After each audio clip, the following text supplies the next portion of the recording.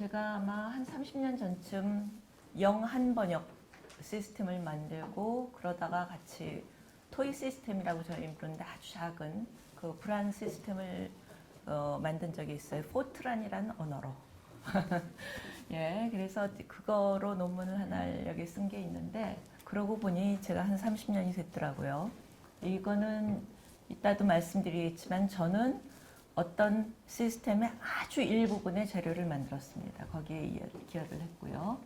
그래서 지금 보기에는 바벨탑 세우기인데 저는 이제 여기 디지털 바벨탑 세우기가 될 거고 지금 어디까지 왔으며 한국어, 프랑스어, 프랑스어, 한국어의 기계 번역 지금 현황은 어떻고 전망은 어떤지 하는 부분 말씀을 드리겠습니다. 그래서 청년을 가르쳐야 되는 우리가 불어불문학 학과 또는 교육, 프랑스어 교육에 어떻게 어떤 자세를 임해야 될까 저 스스로한테 늘 하는 그런 고민이고 선생님 같이 늘 고민을 해주시면 감사하겠습니다.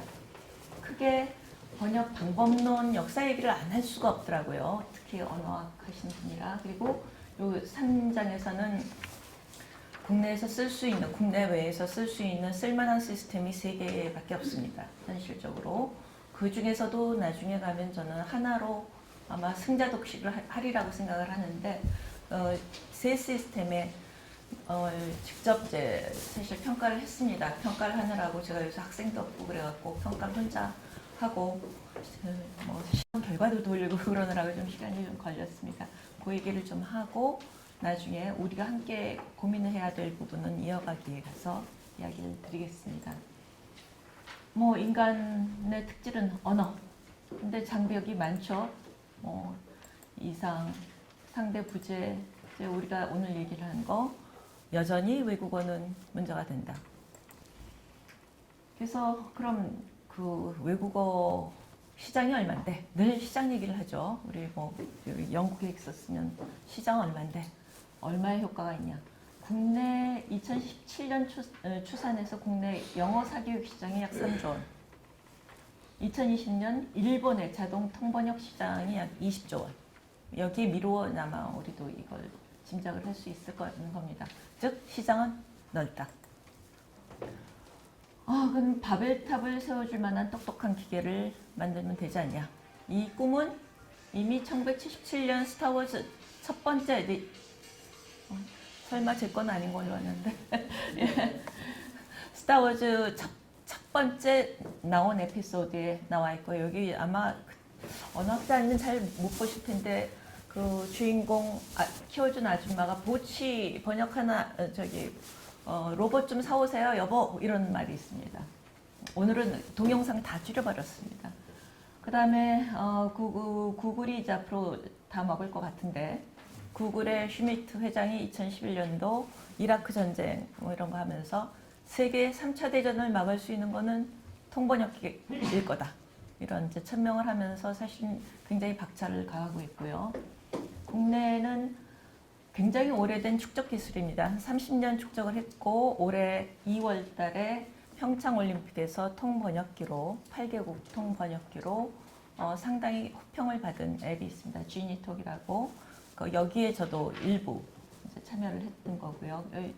그런 부분이 이 바벨탑을 세우는 똑똑한 기계를 만드는 그런 이제 여러 가지 노력이고 이게 가속화되리라고 생각을 합니다. 이 시도는 처음부터 시작을 했어요. 그러니까 처음에 컴퓨터는 우리 보험사에서 돈 계산하는 계산기였다가 이 똑똑한 계산기가 2에 127승 마이너스 1이 소수인가 아닌가를 계산하는데 전문적인 수학자 6개월 걸리는 걸 얘가 며칠 만에 했죠. 그래서 이 똑똑한 아이를 그럼 누구라도 말할 수 있는 언어에 적용을 해보자. 특히 러시아어 영어 번역에 적용을 해보자. 이때는 스푸트닉 뭐 얘기가 나오고 하면서 우주 개발하던 때입니다. 냉전 시대 때. 그래서 여기 제가 사실은 동영상을 다 가지고 있는데 이건 뭐 못 보여드리고요. 컴퓨터의 첫 번째 이름이 일렉트로닉 브레인이었어요. 전자뇌. 그러니까 지금 중국어에서 전뇌라고 하는 게 그렇게 틀린 말은 아닙니다. 그래서 첫 번째 계산기 이외의 목적으로 이용하려는 시도가 바로 그 기계 번역이었습니다. 자동 번역. Russian to English. 이게 나중에도 보겠지만 처음에 어마어마한 돈을 쏟아부었고 첫 번째로 기록되는 연구 부정 사례로 나옵니다. 자신 있게 5년이면 해결을 한다고 하던 교수님이 이게 도저히 안 되니까 그 큰 컴퓨터였죠. 옛날에는 진공관이니까 그 컴퓨터 가운데 쪽에 대학원생을 집어넣어서 아웃풋을 타이핑하게 한 예입니다. 그래서 그분은 연구 제명이 됐고 그 다음에 여기서 이제 알아차린 거는 생각보다 어려운데 인간의 언어라는 게 그러면서 50년대 중후반부터 시작해서 규칙 기반 방식이 일어나고 그 다음에 80년대 되면 컴퓨터가 반도체를 도입을 하면서 어마어마하게 하드웨어가 성장을 하게 됩니다.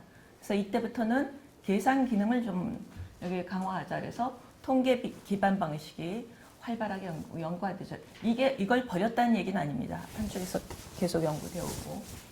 굉장히 재밌는 일이 2010년도 중반기에 일어났습니다. 그 전에 빅데이터 얘기는 한참 하실 거고 빅데이터는 요즘 누구나 빅데이터 얘기를 하는데 빅데이터는 정말 어마어마한 데이터를 얘기를 합니다. 인간이 도저히 다룰 수 없는 정도의 데이터를 얘기하는데 요새는 뭐 한 파일 한 200개 놓고 나서도 자꾸 빅데이터라고 그러는데 그건 아닙니다. 그 빅데이터를 수집하고 거기서 정보를 끄집어낼 수 있는 그 딥러닝이라는 방식이 만들어졌고요. 이게 2015년 정도에 가시화가 되면서 여러분 우리 잘 알고 있는 알파고 요새는 이제 알파 제로 되고 더 이상 바둑은 하지도 않지만 여기에서 신경망 기반 방식으로 나오고 이게 이제 아마 지금의 전망은 이렇습니다. 언어는 다국어, 이계국어가 아니다. 번역 영역은 뭐 기술 분야라든가 특허 분야라든가 이런 게 아니라 무제한, 영역 없다. 그 다음에 인터페이스는 당연히 선생님들 많이 가지고 다니신 지금 그 휴대폰이 될 거고 나중에는 뭐 이어폰으로 들어올 거고 아니면 우리 머리에 심을 수도 있을 거고요. 그렇게 되면 통역일 거고 번역이 아니라 번역 앞에는 음성 인식이 필요하고 번역 뒤에는 음성 합성이 필요합니다. 아까 노희진 선생님 주신 그 질문에 한국어 음성 인식이 지니톡이 잘 되는데요 하셨는데 당연합니다. 음성 인식 쪽이나 합성은 그래도 그런 데로 괜찮은데 인식 쪽이 관건이죠. 번역 방법론의 자연언어 처리의 어려움은 제가 혹시 그 관객이 어떤 분들인지를 몰라서 가져왔으니까 그냥 조금 간단히 스킵하고 지나갈게요. 그 다음에 규칙 기반 방식, 통계 기반 방식, 신경망 방식을 설명을 좀 드리겠습니다. 형태적 모호성, 앰비겨티 얘기죠. 우리 홍정아 선생님 어디 가셨나? 회장님. 전공이시잖아요. 앰비겨티 전공이시잖아요. 자, 미등록어, 고유명사, 전문 용어 처리, 복합명사 분해의 어려움. 혹시 일단 질문 있으시면 이거 나중에 하시면 되고요. 구문구조 관계, 앰비겨사죠. 그 다음에 누가 머리가 아픈지 이것도 마찬가지죠. 명사의 의미 모호성, 동사 걸리다만 있지만 사실은 나중에 가면 화용론적 모호성이 있습니다. 안녕할 때 얘가 인사말인지 뭐 나중에 작별 인사인지 그 다음에 집에 가, 밥 먹었다 가 이렇게 이름 절자리 어절이 나오면 굉장히 어려워져요 우리말은. 그 다음에 저자의 문체 은유력 이런 부분이 있고 저 서울에서 부산 가서 지금 30년을 살지만 아직 액센트는 잘 못하고 가끔 어휘는 납니다. 시험에 걸렸다 그래서 저 걸렸다 그래서 좀 되게 민망한 표정을 줬더니 그게 아니라 되게 좋아하더라고요. 무슨 얘기지? 그랬더니 부산에서는 경상도에서는 아마 전부 그런 걸로 아는데 김진선 선생님 맞아요? 맞습니다. 예, 걸리다가 성공하다예요. 합격하다예요. 근데 우리는 우리는이 아니라 서울은 그게 불합격이죠. 오히려 거기서 걸려 넘어지다라는 의미죠. 그 다음에 요즘은 이제 뭐 인터넷으로 바로 기사들을 올리니까 기자들 틀린 어법, 틀린 거 너무너무 많습니다. 이런 것들이 이제 다 문제가 되는 거고, 이거 최근 뭐 여러분들 잘 아시는 마소 뭐 이런 것들 문제가 됩니다. 규칙 기반 방식은 당연히 제일 먼저 개발된 방식입니다. 인간처럼 똑똑한 아이니까 인간보다 훨씬 똑똑하고 계산도 잘하는 아이니까 인간처럼 가르쳐서 인간과 같은 규칙을 얘한테 심어주고 그리고 번역을 시키면 되지 않냐. 인간이 번역하는 방식을 모사한 거고 50년대 중반부터 시작을 했고 이제 냉전 체제에서 시작을 했습니다. 처음 아까 얘기한 러0 자동 번역 시스템은 250개의 어휘, 6개의 규칙 가지고 만들려고 했습니다. 근데 언어 계보가 가까운 언어에서는 얘가 작동을 해요. 그래서 영어, 프랑스어, 그 다음에 한국어, 일본어 단어만 대치를 해도 어순에 그렇게 큰 문제가 없는 문장은 기본적으로 번역률이 한 70~80%는 먹고 들어갔습니다. 제가 조금 구어체적인 표현을 했습니다. 그래서 대개는 보면 출발 언어에서 단어 대 단어로 바로 대치를 하든지 아니면 형태소 분석 정도 간단하게 해서 이렇게 형태소 대치를 하는 게 직접 번역 방식입니다. 그것만 가지고는 이제 계보가 다른 언어는 잘 안 되거든요. 그래서 이거는 통사 분석 잘하는 의미도 아주 일부예요. 의미라는 게 이제 어휘 의미 정도를 분석을 하는데 거기까지 갔다가 다시 목표 언어로 오는 것을 우리가 변환 방식이라고 얘기를 합니다. 이거는 당연히 언학 이론에만 발전에 힘입은 바 큽니다. 처음엔 구구조 문법을 제일 많이 썼고요. 생성문법, 의존문법이 생성문법은 뭐 원래 촘스키가 하려던 방식, 촘스키 논문, 박사 논문 뒤에 있는 게 다 오토마타 이론이에요. 저는 사실 그걸 배울 때 언어학자들한테 배웠기 때문에 뒤는 알지 못해도 돼. 이래서 몰라도 되는 줄 알았더니 진짜 오토마타 이론이라서 본인은 이 기계 처리를 할 수 있는 그런 방향으로 만들었다. 오토마타라는 건 단계에서 쫙 끝나야 됩니다. 루프를 돌아도 안 되고. 근데 생성문법은 하여튼 적용이 잘 안 됐고 요즘 가장 많이 쓰이는 게 그래도 의존문법입니다.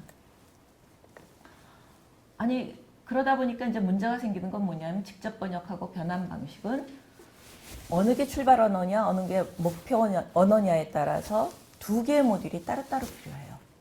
그러니까 한국어에서 프랑스어로 생성하는 거는 요 변환 규칙이 다르고 거꾸로 프랑스어 분석해서 한국어로 생성하는 게 변환 규칙이 다릅니다. 그럼 이제 어떤 현상이 생기느냐 하면 한국어에서 여러 개 언어로 가는 규칙. 거꾸로 영어라면 영어에서 영어는 빼고 한국어로 가는 이런 규칙이 만들어져요. 두 개일 때는 별 문제 없습니다. 언어가 두 개일 때는 둘 다. 근데 한 10개가 만들어진다 그러면 n 곱하기 n-1개입니다. 그 90개의 모듈이 필요하죠. 지금 구글이 95개, 95개의 언어를 지금 서비스하고 있는데 그럼 곱하기 95 곱하기 94 열심히 해보십시오. 그런 모듈이 필요한 거죠. 그래서 이제 이 모듈 수가 급격히 늘어나는 거가 이제 문제가 있다. 그래서 아니 좀 더 스마트해 보면 안 되냐. 특히 다국어가 필요한 유럽에서 많이 이루어졌던 거고 중간 언어, 즉 그 언어 독립적인 표상, 주로 이제 의미 표상을 하자 이랬던 건데, 아이고 내일 다시 알리라고 할게요. 예, 중간 언어로 출발 언어를 표상하고 중간 언어에서 목표 언어로 만들어 놓으면 2개씩만 필요하지 않냐 이게. 그럼 모듈 수가 줄어드는데 2n개, 10개면 20개 모듈만 필요한데, 근데 이제 문제는 뭐냐면 이 중간 언어로 표상하는 방법이 굉장히 어려워요. 그래서 뭐 2플레이스 로직, 뭐 3플레이스 로직 막 쓰긴 했는데 그렇게 잘 되진 않았습니다. 특히 유로트라 프로젝트에서 했다가 실패를 했죠. 그게 이제 아까 그 다음에 이제 솔루션으로 중간중간 이제 나온 것이 통계를 한번 써보자. 통계를 쓴 거는 외적 조건 아까도 말씀드리다시피 하드웨어가 비약적으로 발전을 했고 18개월마다 2배 또는 1년마다 2배, 12개월마다 2배 발전을 했고 거기에 따른 소프트웨어 발전도 어마어마했고요. 내적 조건은 언어학적 규칙 설정이 굉장히 어렵더라. 저하고 제가 지금 같이 연구하는 팀은 어쨌든 언어학 규칙을 가지고 합니다. 뭐든 상당 부분은. 통계만 가지고는 이따 이제 설명을 드리겠지만 어려운 점이 또 있어요. 근데 언어학 규칙 하다 보면 A를 고쳐놓으면 규칙이 굉장히 많을 때는 A를 고쳐놓으면 멀쩡하던 저 Z가 작동을 잘못하는 경우들이 있어요. 그래서 생각만큼 쉽지 않더라. 그리고 이미 양질의 이중어, 다중어, 병렬 말뭉치가 있더라. 그 캐나다 의회에서는 이 한자 코퍼스라는 게 있고, 그 다음에 유럽 의회에서 유로팔이라는 코퍼스가 있었거든요. 그래서 이제 얘를 어떻게 잘 이용을 해보자. 그 다음에 사실 예문 분석한 거는 일본에서도 굉장히 많이 나왔던 방식이고요. 그래서 병렬 말뭉치가 문장 대 문장으로 이렇게 되어 있으면 그 중에 잘 번역상을 해서 잘 잘라갖고 자리 어렵습니다. 여기서는 어떻게 자르는지 분석 단위의 확률을 이용을 해보자. 이거는 그냥 모르셔도 되는데 확률 분포 이론이라는 건데 A에서 프랑스어에서 영어로 번역하는데 기존에 번역한 것 중에 가장 확률이 높은 걸 쓰자. 우리 머리에서도 일어나는 일이긴 합니다. 사실은.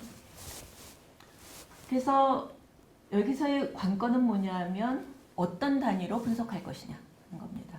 그래서 제일 쉬운 거는 사실은 영국 영어를 사용하는 국가에서 있기 때문에 워드, 단어라는 형태를 썼습니다. 거긴 띄어쓰기를 했기 때문에 별 문제가 없었고, 이때 문제는 뭐 어쨌든 띄어쓰기를 하기 때문에 걔를 자르는 문제는 별로 없었어요. 근데 동형이어 문제라든가 이건 늘 일어납니다.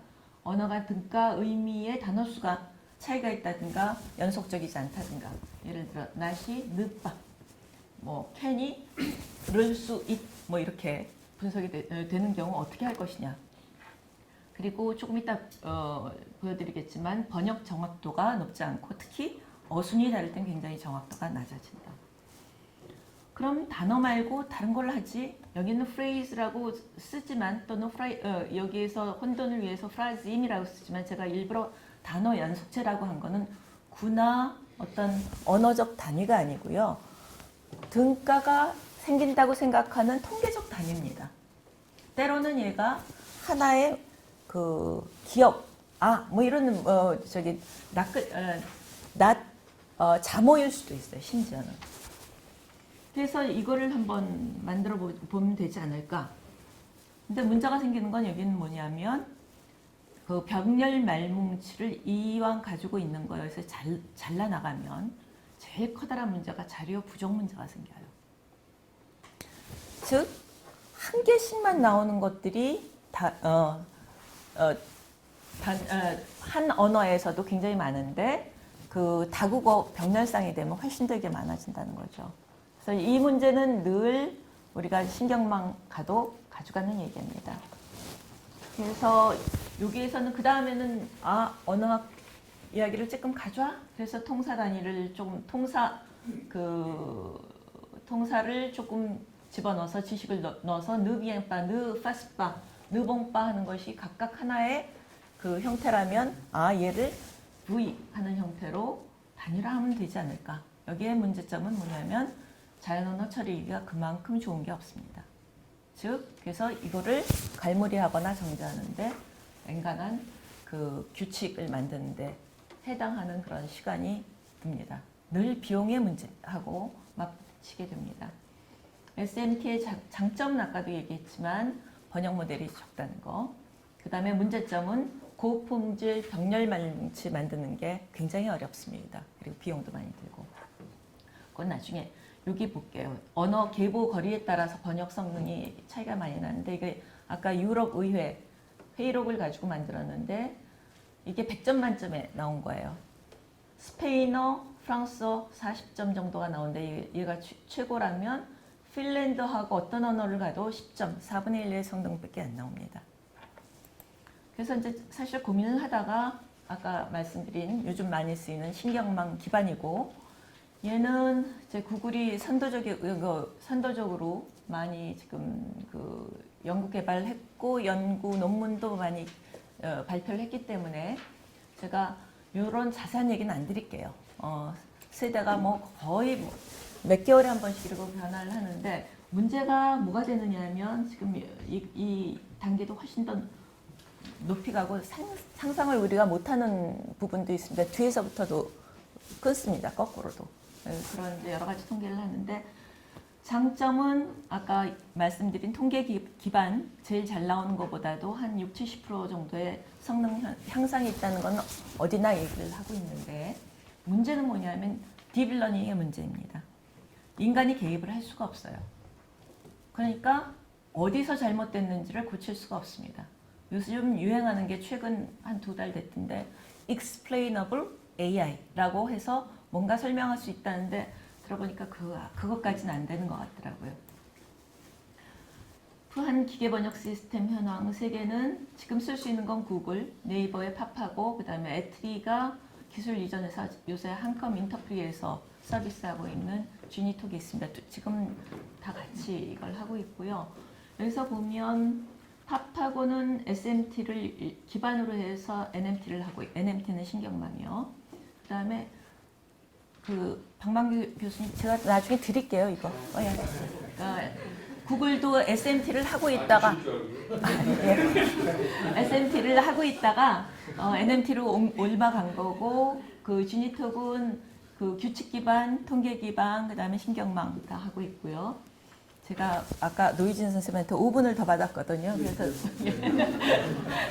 여기 서비스 95를 하는데 제가 약간 틀렸네요. 97개를 지금 하고 있고 아마 뭐 잘 알고 계실 겁니다. 이게 15개 하고 있고 지니톡은 8개를 하고 있고 지니톡의 특징은 지금 통역이 상당히 괜찮다는 거죠. 저희가 여기 일부 이렇게 들어가 있는데 왜 자꾸 그 비용 얘기를 하냐. 너 여기 인문학 와서 그러는데 솔직히 여기서 지니톡 자료를 일부 개발하는데 저희가 음성 합성 쪽에 자료를 개발을 했습니다. 일부. 그게 한 2년에 걸쳐서 저희가 한 1억 5천 정도 받고 한 것 같고요. 그러니까 모든 거를 IPA로 뭐 연독하는 거 뭐 이런 걸 다 만들어 준 거고요. 그 다음에 그 프랑스어 다 형태수 분석하고 통사 분석한 거 결과를 가지고 정제하는데 저희가 한 2년을 더 했고 그거는 한 그야말로 한 2억 5천에서 3억 정도 받은 것 같습니다. 근데 보시다시피 성능이 그렇게까지 잘 나오진 않아요. 평가의 말문지를 어떻게 구축하고 어떤 방식으로 평가하느냐 하는 문제인데 이것도 사실 비용과 관련됩니다. 평가 방식은 크게 양적 평가가 있고 질적 평가가 있는데 아마 나중에 어디서 보시면 블루 평가라는 거 많이 들으실 겁니다. 객관적이라고 얘기를 하지만 여기 함정이 있습니다. 객관성은 담보하는데 이렇게 내가 기계번역 결과가 더더더더더 하고 너를 6번 냈으면 7번 냈으면 답이 이렇게 2개 있었을 때 얘의 정확도가 7분의 1 요거는 6분의 1입니다. 우리 같으면 이거 0점 주잖아요. 그래서 이런 그 우리 인간이 체감하는 그 번역의 정확도하고는 거리가 좀 멉니다. 실제로. 그래서 저렴하기도 하고 객관성이 있다고 해서 이제 블루니 그다음에 리베슨이 쓰는데 요거는 좀 문제가 있고 그래서 주로 이제 번역학회나 이런 쪽에서 전문가에 의한 평가를 하죠. 그래서 요 얘기는 제 나중에 한번 제 그 발표문에서 좀 보시면 될 것 같습니다. 평가 말뭉치도 굉장히 중요한데요. 여기서 이제 피해야 될 게 뭐냐면 이 세 개 시스템이 얼마나 자주 업데이트하는지를 알려주지 않습니다. 그래서 제가 기계번역 시스템 돌리기 바로 직전에 생산된 문서를 가지고 번역을 했거든요. 그래서 아니면 이 결과가 이미 들어가 있기 때문에 과적합이 돼서 특정한 시스템이 굉장히 높게 나와요. 그래서 그거를 좀 얘기를 할까. 제가 제일 좀 뛴 게 한 15일 정도 되고 아닌 거는 신문 기사 같은 경우는 바로 전날 거 정도 했습니다. 아직 나오지 않은 거.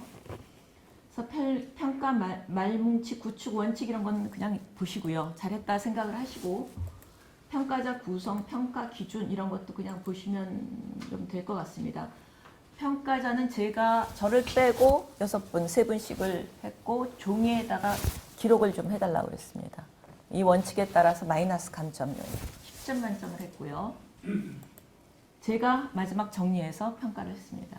여기를 전체를 보시면 프랑스, 한국어 기계번역 시스템 전체에 보면 구글이 좀 높습니다. 노 선생님 얘기에 짧은 거 잘 안 되는데요 그러는데 짧은 아마 말뭉치들이 안 들어간 거는 맞는 것 같아요. 수집이 안 된 것 같아요.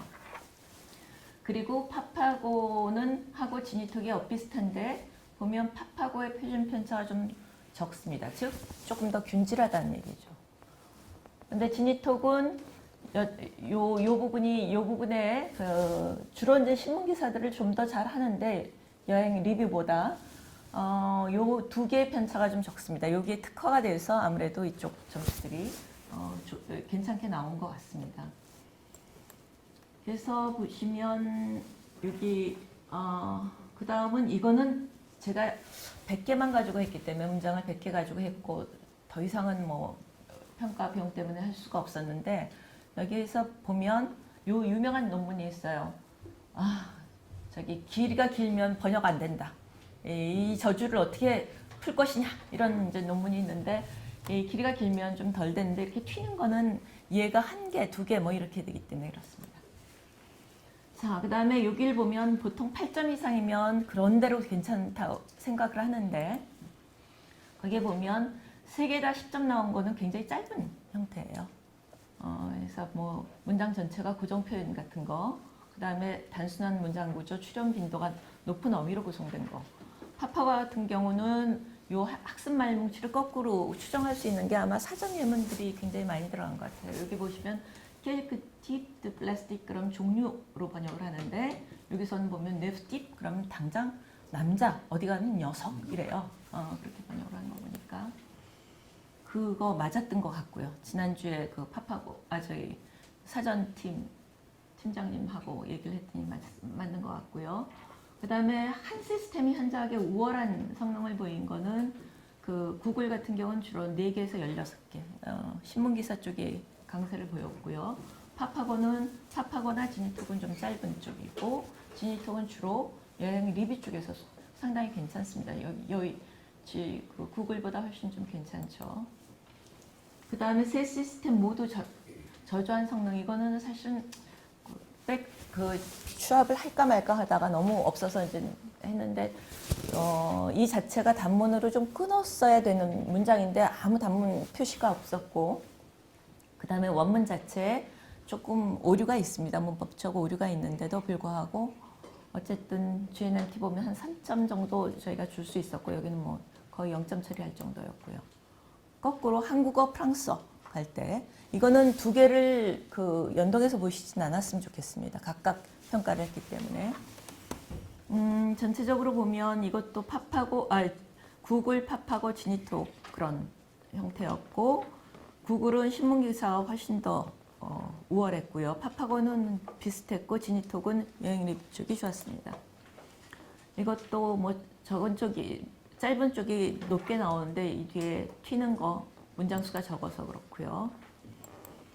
점수별로 보면 문장당 어절이 10점 전체가 다 나온 건 2개에서 6개. 한국어는 당연히 어절이 형태수가 많으니까 이런 것 같고 여기 뭐뭐인 것 같아요 같은 경우는 뭐 잘 처리를 했고요.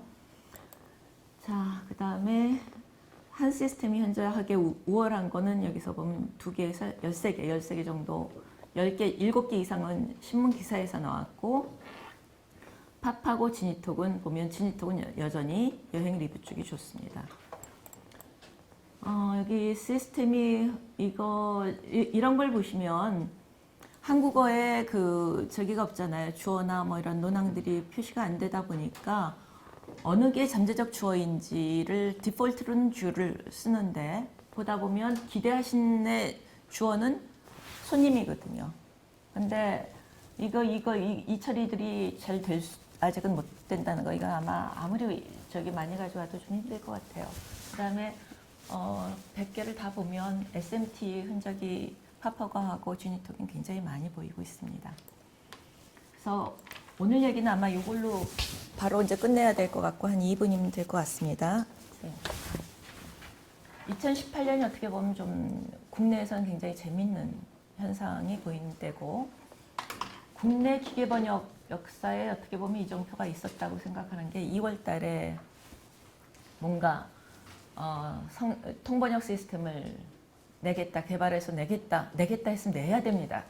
연구소 같은 데는 그 다음 연구비하고 관련 일이기 때문에 그래서 일단 썼고 생각보다 괜찮다. 그 다음에 지난번에 어디 EBS를 보다 제가 깜짝 놀랐는데 무당이라는 혹시 보셨는지 모르겠어요. 프랑스에서 자기가 무당이 되겠다고 여기 와서 한국 무당한테 저기 접신 받고 뭐 이거 하는 게 있어요. 근데 이게 저걸 쓰더라고요. 물론 다 되지 않아요. 이다도시 옆에 있고 안 되는 건 하지만 상당 부분 통역기 가지고 하더라고요. 그래서 저렇게 쓰시는구나 진짜. 우리는 안 썼는데. 그 다음에 굉장히 다양한 학회에서 정보과학회에서는 NMT 쪽에 엄청난 기술들을 지금 사용을 하고 있고 주로 이제 주요 언어에서 쓴 게 한국어, 영어 이 기술에서 많이 쓰고 있고 요즘 중국어, 한국어 쪽도 굉장히 많이 이거 씁니다. 저희 기술 개발을 하고 있습니다. 그 다음에 인간 번역 미래에 대해서 고민하는 학회들은 우리도 있지만 중어 중문학회, 뭐 일어 일문학회 이렇지만 번역학회가 제일 급하더라고요. 지금 번역 어마어마하게 논문 나오고 있습니다. 근데 기계 번역의 방향과 발전 속도는 아까 처음에 말씀드린 것처럼 당연히 다국어다. 영역은 무제한이다. 사람처럼 가는 거죠. 그것도 실시간에 이루어진다. 바로. 그 다음에 통역으로 갈 거다. 간다. 지금 하고 있고. 그래서 우리 가상도, 바벨탑의 가상도는 이런 디지털 바벨탑으로 이미 이전하고 있다. 그리고 상당 부분 진척이 되고 있다. 예상보다 성능이 빠르게 개선이 될 거고 올 8월에도 자연언어 처리하는 분들하고 라운드테이블이 있었는데 오히려 통번역 문제가 한 개 언어의 분석이나 생성 문제보다 훨씬 더 빠르게 갈 수 있다. 정확할 수 있다. 왜? 말뭉치가 있을 가능성이 높기 때문에. 그 다음에 아까 구글에서 제일 재밌는 건 제로샵 번역이라고 한국어, 몽골어 번역 말뭉치가 없더라도 한국어, 영어 말뭉치가 있고 영어, 몽골어 말뭉치가 있다면 바로 한국어, 영어, 몽골어, 한국어, 몽골어 이 번역이 된다고 주장을 하고 있습니다. 주장은 주장일 뿐 아직 성능은 그렇게 좋지 않고 그 주장의 예문은 한국어, 일본어, 영어예요. 한국어 문장을 반쯤 일본어로 바꿔도 영어로 잘 됐다. 뭐 이 얘기를 하고 있습니다. 그리고 매우 안타깝지만 IT 쪽에서는 뭐 늘 있는 얘기입니다. 승자 독식입니다. 아까 제가 조금 빠르게 신경을 쓰느라고 설명을 다 안 하고 갔는데 신경망 번역이라는 것은 SMT 그 통계 기반보다도 리소스를 10배 이상 사용을 하고 그 다음에 그러니까 그 비용이라는 건 어마어마합니다. 그래서 지금 매우 안타깝게도 G니터군 그 SKT하고 지금 아마 그 누구 있죠 스피커 거기 서비스는 한국어, 일본어, 영어, 중국어 예전에 자기는 많이 했던 거 불어도고 다 버렸습니다. 스페인어, 러시아어는 지금 더 이상 업데이트를 못 하고 있다고 담당자하고 통화를 했고요. 아마 팝하고가 뭐 네이버가 아무리 돈을 들인다고 하더라도 좀 한계는 있지 않을까. 그 대신 뭐 애트리가 가진 통역 기술, 음성 합성이라든가 인식 기술 같은 거는 아마 조인을 하게 될 것 같습니다. 그럼 불어불문학 청년에 대해서 이야기하는지 청년에게 말하는지에 대해서 좀 앰비기어스 하지만 저는 청년에게 이야기한다고 하고 저도 늘 받는 질문이고 대답을 해야 된다고 생각을 하는 건데 그럼 기계번역 다 되면 뭐 불어불문학과 필요 없겠네요. 그건 아닐 것 같습니다. 여전히 인간 번역이 유효할 분야는 문체가 중요한 거죠. 즉 대규모 정보가 중요한 부분은 이렇게 뭐 열심히 쭉 접시 찍어내듯 공장에서 찍어낸 접시로 충분합니다. 우리 뭐 안 깨지는 코렐 접시 싸게 잘 쓰고 있듯이. 하지만 우리 우리 문학 작품이라든가 소규모 텍스트라든가 이런 부분은 역시 문체 뭐 이런 것 중요한 거는 손으로 만드는 것이 중요하고 이거 없어지지 않을 거하고 마찬가지라고 생각을 합니다. 두 번째는 법률적 다툼이 첨예한 것. 이건 이제 자율자동차 얘기할 때도 나오는데 의료 통역을 했는데 사고가 났어요. 통역이 잘못돼서 통역기한테 물을 건가, 통역기를 사용한 병원에 물을 건가, 의사한테 물을 건가. 이게 이제 첨예한 얘기입니다. 지금 현장에서 일어나고 있는 얘기예요. 네. 이런 거, 통상문서, 법률문서 이런 거는 여전히 갈 겁니다. 그 다음에 잠시 갈 거는 기계 번역, 후처리. 이 시장도 만만치는 않습니다. 뭐 신문 기사 뭐 이런 거 논문 번역한다 그래도 지금 그 BTS의 아미들이 자기네들끼리도 번역을 해주지만 통역기 잘 씁니다. 번역기. 그 안에서 틀린 거 막 고쳐줘요 보니까. 그래서 이런 거 보면 기계 번역 결과를 검토해야 될 때 정확도가 필요하다면 아마 이거를 할 거고, 이거는 옛날에 마취법 검사 도입한 다음에 신문사에서 교열 기자의 수가 뭐 10분의 1, 나중에 20분의 1, 한 신문사에 하나, 둘 이 정도 남겨놓듯이 아마 있기는 있을 겁니다. 존재는 할 겁니다. 그럼 우리는 어떻게 할 건가? 글쎄 전문성을 뭔가 가르쳐야 될 것 같습니다. 우리가 직접 안 가르치고 어디에 하고 융합을 하든 뭐 이중 전공을 시키든, 그 다음에 외국어 능력은 프랑스어 능력이 단순히 아니라 굉장히 높아져야 되지 않을까. 그리고 여기는 안 썼지만 교양 프랑스어 안 할까? 그래도 할 겁니다. 아마들 학생들이. 그러면 번역기나 통역기를 기반으로 가르치십시오. 그것도 한 방법일 것 같습니다. 그러니까 우리 같이 옛날에 뭐 GM, DM 이런 거 안 외워도 되는 원칙만 가르쳐줘도 되지 않을까 싶습니다. 네, 이상입니다. 감사합니다.